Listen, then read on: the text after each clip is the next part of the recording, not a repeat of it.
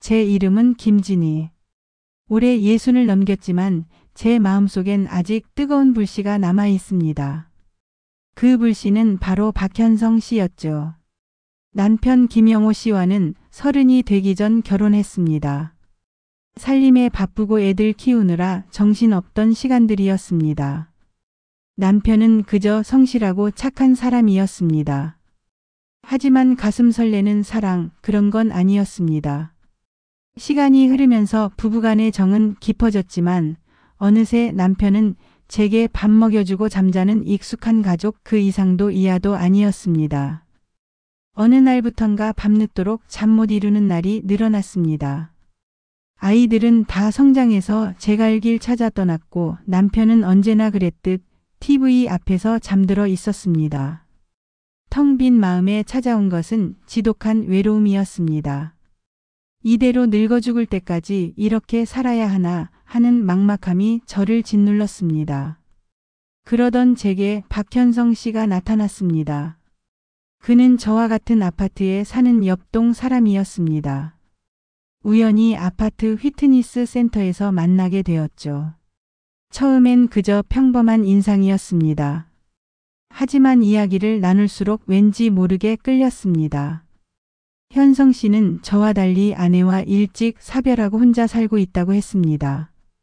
그래서인지 그는 다른 어르신들과는 다른 쓸쓸한 분위기를 풍겼습니다. 그와 저는 공통점이 많았습니다. 둘 다 어릴 적 고향이 경북 안동이었고 어르신들 모임에 나가 술 한 잔 기울이는 것도 좋아했습니다. 특히 트로트를 그렇게 좋아해서 둘이 함께 노래방에 가면 시간 가는 줄 몰랐습니다. 저는 현성 씨와 있을 때면 늘 웃음이 끊이지 않았습니다. 그동안 남편에게도 말하지 못했던 속마음을 현성 씨에게는 편하게 털어놓을 수 있었습니다. 그는 항상 제 이야기에 귀 기울여주고 따뜻한 말로 저를 위로해 주었습니다. 그의 다정함에 저는 조금씩 마음을 열기 시작했습니다. 잊고 지냈던 설렘이 다시 제 마음속에서 꿈틀거리는 것을 느꼈습니다. 어느 날 휘트니스 센터에서 운동을 마치고 나오는데 현성 씨가 제 옆에 앉아 작은 소리로 물었습니다.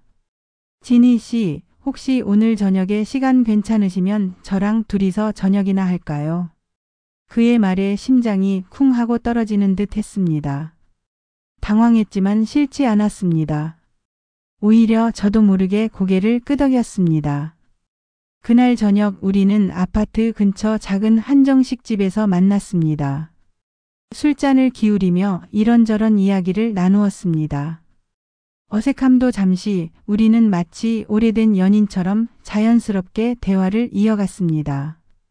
이런 저녁 너무 좋네요. 현성 씨가 잔을 비우며 말했습니다. 저도요. 이렇게 편하게 이야기 나눌 수 있는 사람이 있다는 게 참 좋네요. 저도 모르게 속마음을 내비쳤습니다. 그날 이후 우리는 자주 만났습니다. 영화를 보러 가고 맛있는 음식을 먹으러 다니고 때로는 그저 공원 벤치에 앉아 아무 말 없이 시간을 보내기도 했습니다. 저는 현성 씨와 함께 있는 시간이 너무나 행복했습니다. 그와 함께라면 저의 외로움은 온데간데 없이 사라졌습니다.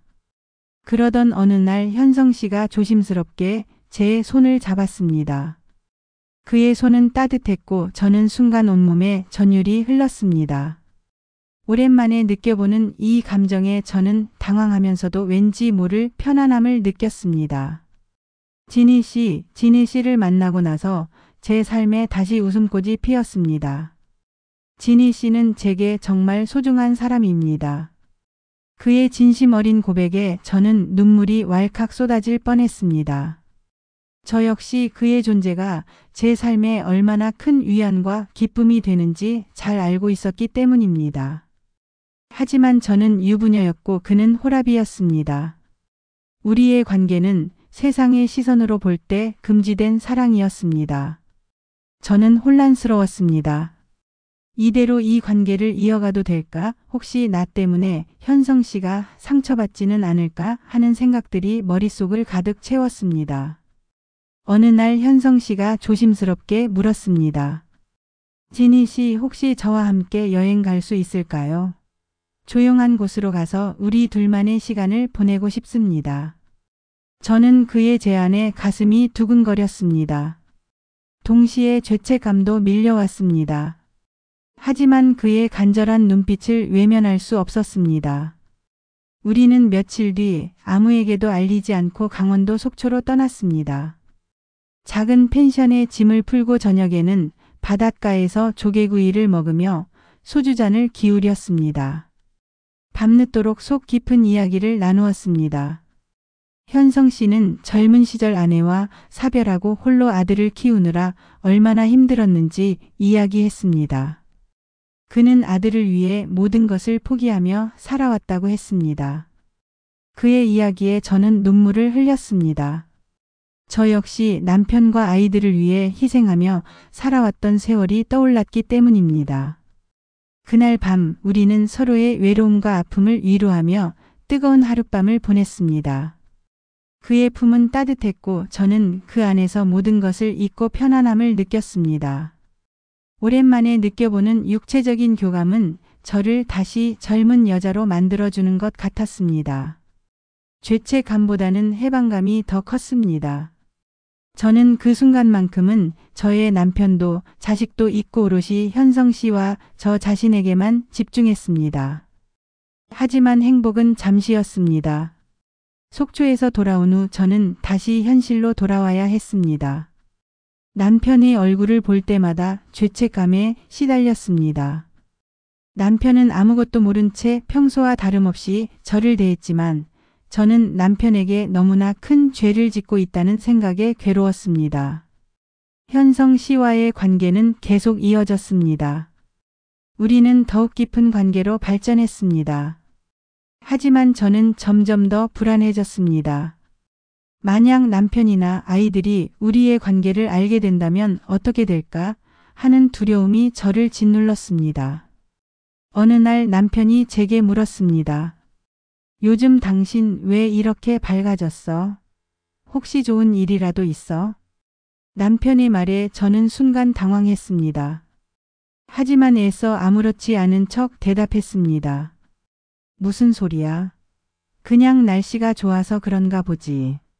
남편은 더 이상 묻지 않았지만 저는 등골이 오싹했습니다. 언젠가 우리의 관계가 발각될지도 모른다는 생각에 저는 밤마다 잠을 이룰 수 없었습니다. 결국 저의 비밀은 발각되고 말았습니다. 어느 날 아들이 퇴근 후 집에 와서 제게 다짜고짜 물었습니다. 엄마, 박현성 아저씨랑 무슨 관계예요? 아들의 말에 저는 심장이 철렁 내려앉았습니다. 아들은 제 휴대폰에서 현성 씨와 제가 주고받은 문자 메시지를 보았다고 했습니다. 저는 아무 말도 할 수 없었습니다. 아들은 분노에 찬 목소리로 저를 다그쳤습니다. 엄마, 아빠한테 어떻게 이럴 수 있어요? 아빠는 엄마만 바라보고 살았는데 엄마는 대체 무슨 짓을 한 거예요? 아들의 비난에 저는 고개를 들 수 없었습니다. 남편에게는 차마 말할 수 없었습니다.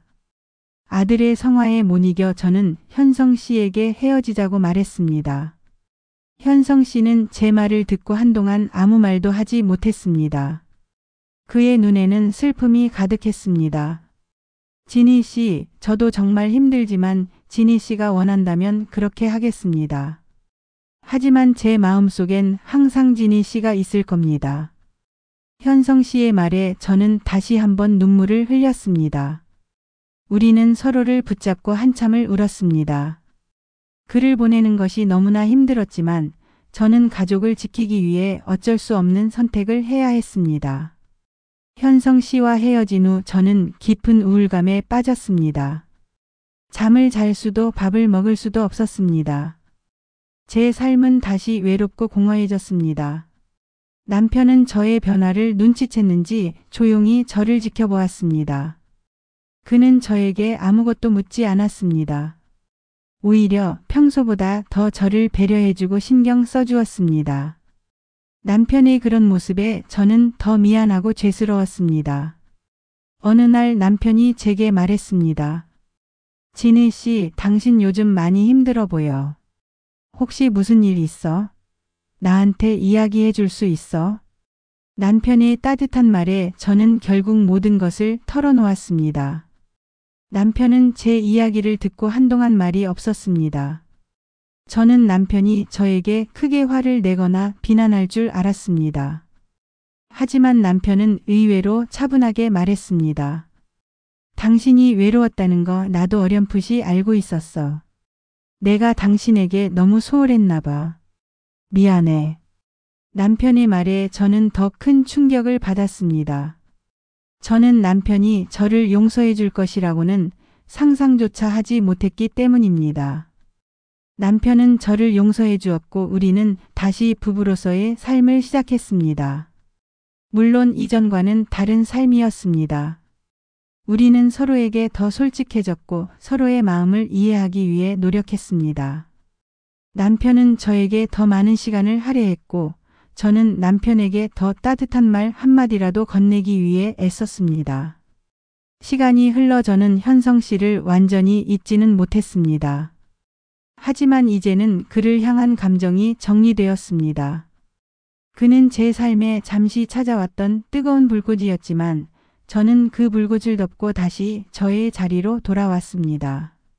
지금도 가끔 현성 씨의 소식이 궁금해질 때가 있습니다.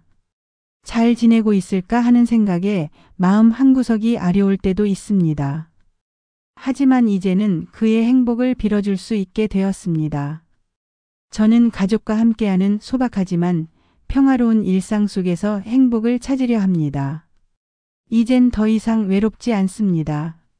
남편과 자식들이 제 곁을 든든하게 지켜주고 있으니까요.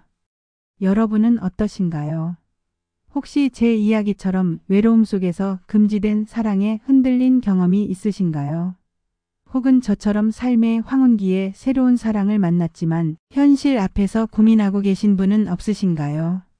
여러분의 이야기도 듣고 싶습니다.